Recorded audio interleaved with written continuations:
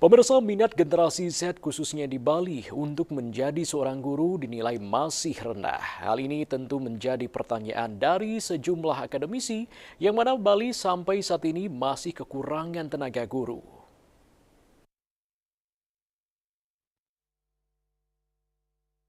Akademisi yang juga Rektor UPMI, Profesor Imadi Soeharto menyampaikan generasi muda harus tanggap dalam menyikapi peluang. Menurutnya, kondisi yang terjadi saat ini bahwa Bali masih kekurangan tenaga guru merupakan salah satu peluang bagi generasi muda untuk menjadi seorang guru yang profesional.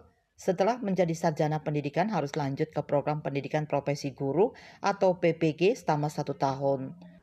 Masyarakat Bali rendah minat menjadi guru, di sisi lain kita kekurangan guru. Nah gitu masalahnya. Maka saya bilang, saya sering mewanti-wanti kepada mahasiswa, kalau ada peluang, tangkaplah peluang itu yang ada di depan mata. Ini kan di depan mata peluang itu.